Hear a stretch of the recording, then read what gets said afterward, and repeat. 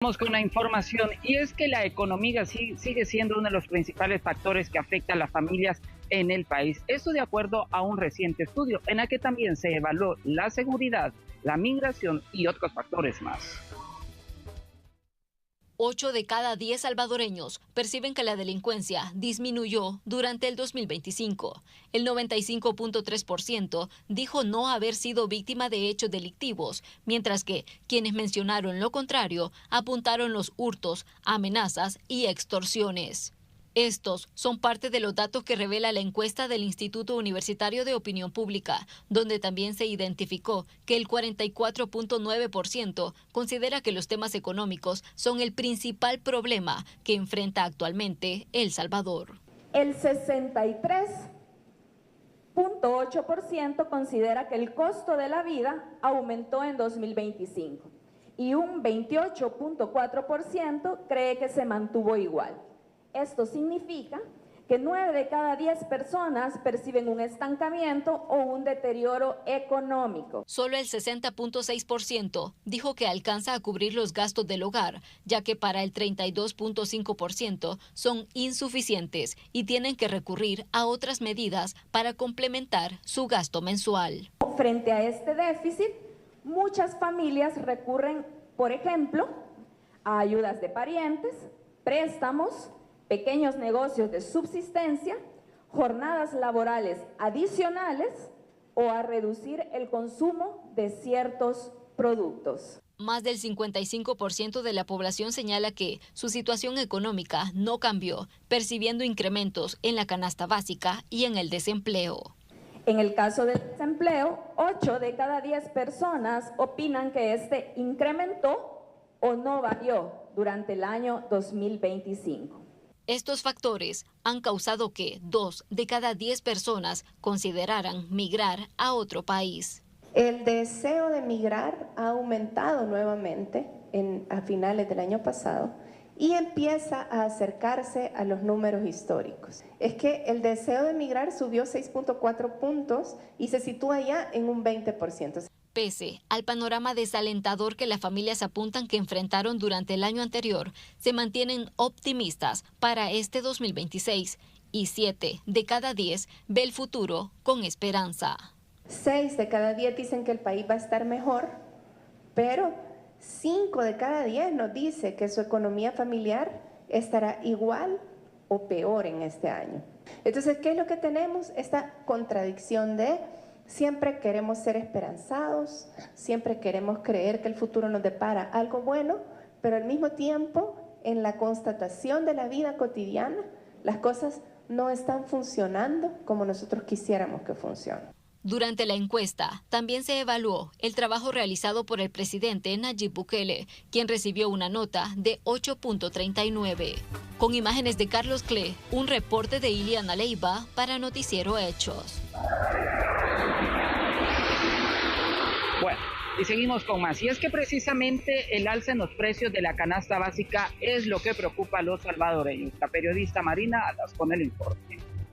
Los salvadoreños se siguen privando de comprar algunos alimentos. La carne es la proteína principal que se ha dejado de consumir. El 32.4% de la población no la consumió debido a que ocupó el dinero para otras necesidades, mientras el 12.8% no puso frijoles en su mesa. Un 14.9% obvió la leche y los huevos no los adquirió 8.2%. El sueldo mínimo solo compraron lo básico, que son frijolitos, huevos, queso, crema, y ahí la va pasando la gente. Tenés que resolver vivienda, transporte, comida y inconvenientes que te salgan durante la semana, sí están muy altos. Las carnes, yo considero de que mucha gente considera entre comprar frijolitos o res, a veces cerdo, porque los precios están altos. Lastimosamente no lo producimos nosotros y nos toca traerlo de afuera. Hasta los básicos se está privando la gente, por decir algo, los granos básicos tiende la gente a comprarlos en menor cantidad en virtud que el dinero no alcanza. Por lo tanto, si vamos a hablar de cosas mejorcitas que van después de los productos básicos, como lo son las carnes, algo otros gustitos que podría darse la población, de hecho no alcanza. La encuesta de la UCA también revela que el 44% del dinero se utiliza para alimentos, 7.6% el pago de matrícula, colegiaturas o mensualidades, el 26.4% los recibos de servicios básicos, el 10.2% los medicamentos, 6.7% el pago de casa o alquiler y 2.1% para gasolina. En el país se necesitan casi 4 personas con salarios superiores a $289 para sostener una vivienda, pues se necesitan en promedio $891 para garantizar una buena calidad de vida. La gente vive una situación distinta a la que refleja la Oficina de Estadísticas y Censo y considera que todo está más caro. Y realmente es así, el sentir de la población es ese. Sobre todo que como los salarios no son buenos en el país, la mayoría de los salarios y las pensiones no son buenos, cualquier alza de precio afecta mucho a la gente. Además, 9 de cada 10 personas en El Salvador mencionan que los precios de la canasta básica han aumentado, mientras que el 24.4% menciona que los precios siguen igual y solamente 6.1% de ellos sostienen que han disminuido. El 75.2% asegura que el incremento afectó su situación económica familiar, mientras que el 24.8% opinó lo contrario. Los datos revelan que las principales razones por las que el salario mínimo aún no es suficiente para cubrir las necesidades. 30.8% mencionó que todo está más caro, 20.7% porque aumentó el precio de los alimentos, 13.6%. Bien, y continuamos con más información. Y tras el regreso de Norman Quijano al país, han surgido algunas dudas sobre el cumplimiento inmediato de su condena y a dónde estará recluido. De eso logramos platicar con un experto. A partir del día que fue detenido, fue puesto a disposición de las autoridades de nuestro país, empieza él a cumplir su condena. Tras su llegada a El Salvador, el caso del exdiputado y excandidato presidencial Norman Quijano entra en una nueva etapa. El cumplimiento de su sentencia, su ingreso al sistema penitenciario y la definición del centro penal donde permanecerá los 13 años y 4 meses de condena impuestos por la justicia salvadoreña. Lo que nuestro sistema penitenciario establece se debe determinar y hacer un examen o una evaluación de la peligrosidad que cada imputado o que cada condenado en este caso puede llegar a tener. Será el sistema penitenciario y las autoridades las que van a determinar, pero a mi criterio creo yo que él estaría o debería de cumplir su condena en un recinto penitenciario de mediana peligrosidad o incluso en aquellos donde se encuentran otros exfuncionarios que han sido condenados por otro tipo de delitos, como por ejemplo puede ser el Centro Penal La Esperanza, conocido como Mariona, o el Centro Penal Penalito en el occidente. Expertos en materia judicial señalan algunos escenarios que podrían presentarse durante el cumplimiento de la condena de Quijano. La defensa del señor Norman Quijano en algún momento lo podrían plantear. El régimen penitenciario te permite, al cumplir cierto tiempo, demostrando ciertas reglas de conducta y el buen comportamiento dentro de un recinto penitenciario, te permite optar a ese tipo de medidas como pena anticipada o cumplir la pena fuera de prisión. ¿Qué beneficios se puede establecer? Bueno, que cumpla las 2/3 partes de la pena y buscarle que la última parte de la condena pues la cumpla domiciliarmente. Quijano fue detenido en marzo de 2025 en Estados Unidos por agentes del Servicio de Control de Inmigración y Aduanas por motivos migratorios. Por esta razón, expertos aclaran que su entrega a las autoridades salvadoreñas no corresponde a un proceso de extradición, sino a una deportación tras incumplimientos migratorios. Es un proceso administrativo de las autoridades norteamericanas en la cual Norman Quijano incumplió un aspecto administrativo, fue detenido por ello y por lo tanto lo pone a disposición de las autoridades del país de origen de Norman Quijano. La sentencia contra el exfuncionario fue emitida en abril de 2024 por los delitos de agrupaciones ilícitas y fraude procesal, vinculados a negociaciones con pandillas. El proceso judicial se desarrolló en ausencia bajo las reformas al Código Procesal Penal, luego de que Quijano saliera del país el 30 de mayo de 2021, cuando finalizaba su periodo como diputado de la Asamblea Legislativa. Huían del país evadiendo el proceso, no sometiéndose al mismo. Por lo tanto, se hicieron las reformas al Código Procesal Penal, que ya no era requisito indispensable que una persona que estuviese siendo imputada y procesada por delitos, no era requisito indispensable que estuviera presente en el proceso. En diciembre de 2021, la Asamblea Legislativa le retiró el fuero como diputado del Parlamento Centroamericano, permitiendo su procesamiento penal. Posteriormente, en octubre de 2022, la Fiscalía General de la República presentó formalmente la acusación en su contra. Con imágenes de Carlos Cle, este es un informe de Kelly Ábrego.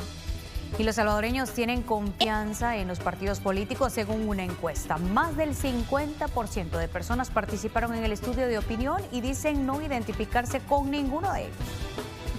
En un año preelectoral, las personas siguen teniendo poca confianza en los partidos políticos. Un 57.6% de la población no se identifica con ninguno. Sin embargo, la cifra muestra un aumento en la simpatía si lo comparamos con 2025, cuando el 65% de los encuestados no tenía instituto político de preferencia. Pero eso tampoco es buena noticia. La mayoría sigue sin respaldarlos. Es decir, comienzan a tener los ciudadanos desconfianza de los partidos políticos, de las elecciones mismas, de las autoridades electorales, de los congresos. Es decir, la desconfianza o la desafección con la democracia afecta directamente a las instituciones. Y entonces la ciudadanía no confía, no cree y no apoya muchas de las instituciones y rituales democráticos como las elecciones. El 34.9% de los encuestados manifestó identificarse con el partido Nuevas Ideas, mientras que en 2025 esa cifra era de 29.7%. En el caso del FMLN, y 1.7% expresó simpatía por ese partido, porcentaje menor al 1.9% registrado el año pasado. Por su parte, Arena obtuvo 1.5% de identificación, mostrando un leve aumento respecto al 1.2% que tenía en 2025. Finalmente, el partido Gana registró apenas 0.3%, cifra inferior al 0.4% del año anterior. Mi desconfianza no es hacia la política en sí, sino que vendría siendo a algunos partidos que realmente no saben o no se les dan por el servir a la población en los problemas serios que pueden tener, ya que muchos de ellos pues simplemente van a pelear por sus propios bienes y una vez en el poder siempre se repite el mismo ciclo. Puestos fantasmas que le llaman, o también porque siempre es lo mismo, de que leyes para ellos que no benefician al pueblo. Yo sí creo en la democracia, creo en la política, porque un país sin política no... Hasta 290 años recibieron algunos pandilleros por crímenes cometidos en La Unión y Morazán. Entre las víctimas están un padre y su hijo, quienes fueron asesinados por considerar que eran informantes de una estructura contraria. Los sentenciados son Alexander Antonio Vargas, Manuel Antonio Morales, René Mauricio Joya y José Luis Ramos, y los delitos por los que fueron condenados son homicidio agravado, robo agravado, extorsión, hurto agravado, tráfico ilícito, organizaciones terroristas, entre otros. Además, inició la audiencia única abierta en contra de 163 supuestos pandilleros capturados como parte del régimen de excepción en el Departamento de la Libertad. Son acusados de homicidios agravados, extorsiones, tráfico de drogas, entre otros. Debido a las reformas a la ley contra el crimen organizado, se procesa de forma masiva toda estructura criminal en un solo expediente. Esto permite juzgar a los pandilleros por su pertenencia a la organización, agilizando las condenas y manteniendo el proceso abierto para sumar futuros procesos de la misma clica.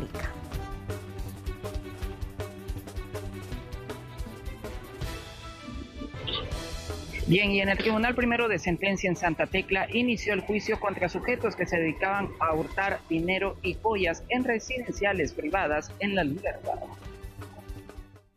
Inició el juicio para 4 sujetos acusados de hurtar $70,000 y joyas en una residencia en La Libertad.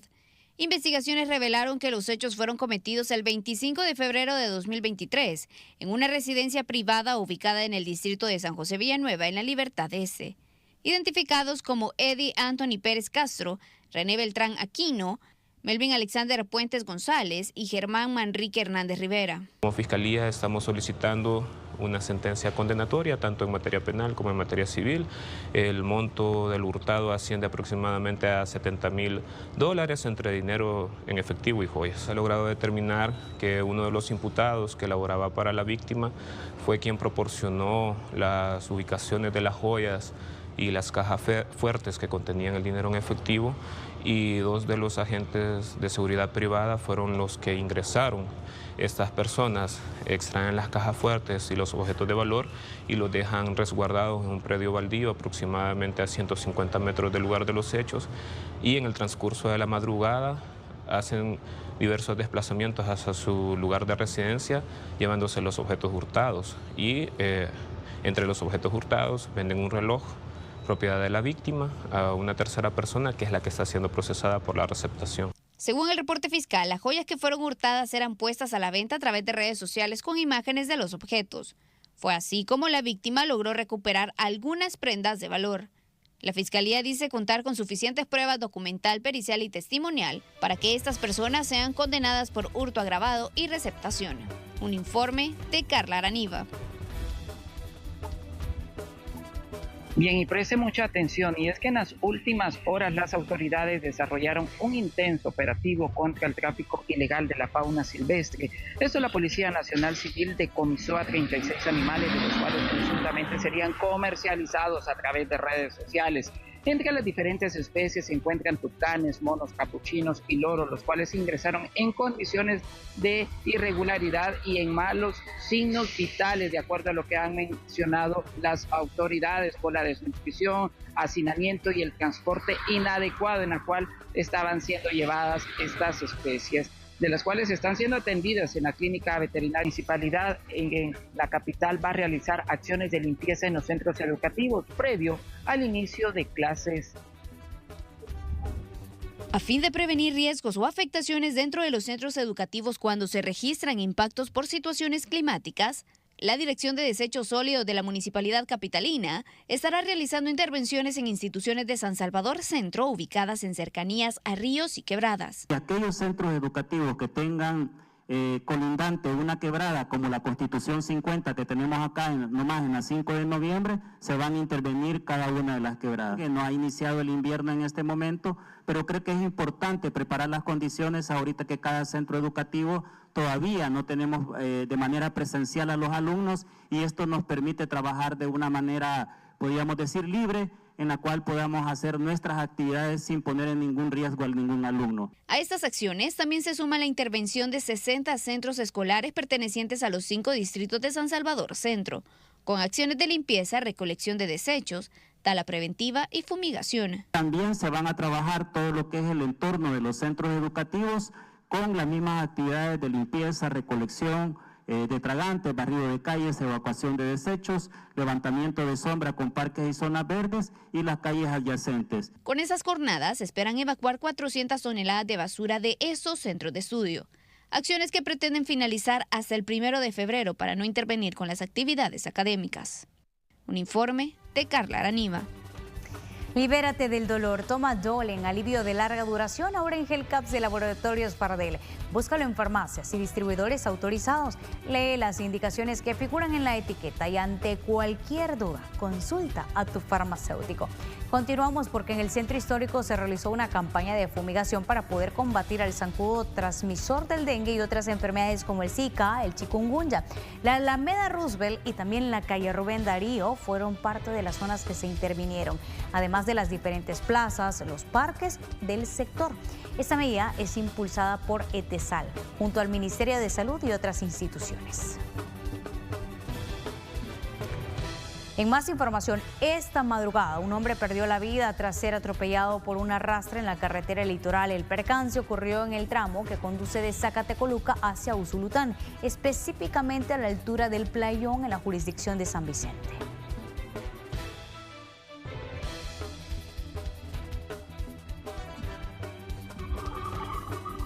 Y presten mucha atención a los conductores, como también a los motociclistas y aquellos que manejan camiones de carga pesada. Y es que el viceministro de Transporte, Nelson Reyes, señaló que los controles vehiculares van a continuar en el país en distintos puntos, con la finalidad de sacar de circulación a los conductores peligrosos. El funcionario además también se refirió al uso de la vía de retención infantil. También sabemos que esto ha entrado en vigencia en los últimos días y lo que ha llevado principalmente es a evitar algún tipo de incidentes. El funcionario también informó que van a continuar con los controles de antidoping para verificar cómo se encuentran los automovilistas a la hora de conducir y así evitar algún siniestro vial. En vigencia desde que se hicieron las reformas ha pasado un año e incluso pasado ese año estamos dando más tiempo para que la gente se prepare, para que la gente no tenga que ir de forma obligatoria a comprarlo rápidamente con algún comerciante que le haya subido el precio aprovechándose de la situación, pero esto no se trata de una multa, esto no se trata de quitarse una infracción, esto se trata de proteger la vida de posiblemente lo más preciado que tienen las personas, que son sus hijos. Hasta el momento no se han realizado controles específicos por temas de retención infantil. El otro tema era el del casco certificado. En la ley ya estaba que tenían que portar casco. Nosotros tampoco estamos verificando específicamente que tenga que ser certificado el que estén portando en ese momento, pero sí estamos aprovechando que ya está en la ley de esa manera. Tenemos información en desarrollo a esta hora de la noche, son las 9:09. Una persona fue atropellada. Posteriormente falleció debido a las heridas que presentaba. El hecho se registró en Zacatecoluca. Ahí ya han llegado cuerpos de socorro, comandos de salvamento que realizaron todas las maniobras necesarias. Sin embargo, ya no tenía signos vitales. Esto ocurrió específicamente en el kilómetro 59,5 de San Juan Nonualco, en el cantón Los Zacatíos. Espectáculos. Así finalizamos esta emisión de Noticiero Hechos, agradeciéndoles a todos siempre por su preferencia.